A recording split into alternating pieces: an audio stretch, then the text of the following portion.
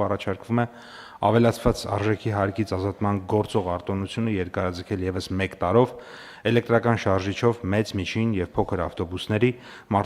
մարդատար մեքենաների, մոտոցիկլետների եւ մոպեդների համար։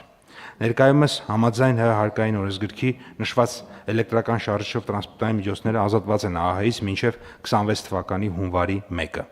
Այս արտոնությունը գործում է 2019 թվականից եւ հաշվի առնելով վերջինիս դրական արդյունքները նպատակահարմար է այն երկարաձգել մինչև 26 թվականի դեկտեմբերի 31-ը։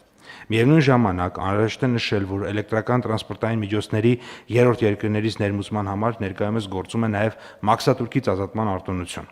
Մասնավորապես համաձայն Մաքսային միության հանձնաժողովի որոշման Հայաստանը 22 թվականին ունեցել է 7000 միավոր, 23, 24 եւ 25 թվականների համար տարեկան 8000 միավոր էլեկտրական շարժիչով ավտոմեքենաների սակագնային քվոտա, որոնց ներմուծման դեպքում մաքսատուրք չի գանձվում։ Ավելացված արժեքի հարկի եւ մաքսատուրքերի վճարման ազատման արդյունքում աճել են էլեկտրական շարժիչով տրանսպորտային միջոցների Հայաստան ներմուծման ծավալները։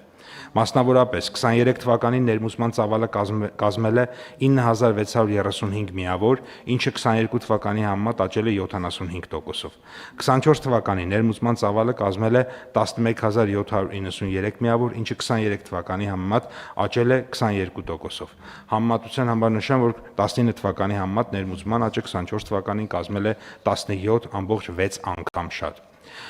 Միաժամանակ հարկ է նշել, որ տարեսկզբից մինչև սույն թվականի հոկտեմբերի 14-ը համաձայն ՊԵԿ կողմից ներկայացված տեղեկատվության Հայաստանի Հանրապետությունը ներմուծվել էլեկտրական շարժիչով 3 ավտոբուս, 14888 միավոր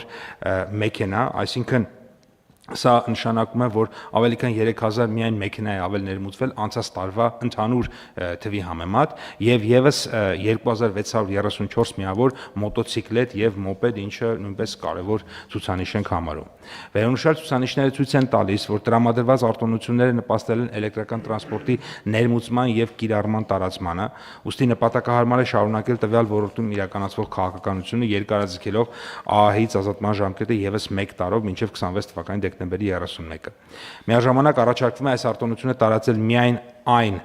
էլեկտրական շարժիչով տրանսպորտային միջոցների վրա, որոնք թողարկվել են 2024 թվականին եւ դրանից հետո։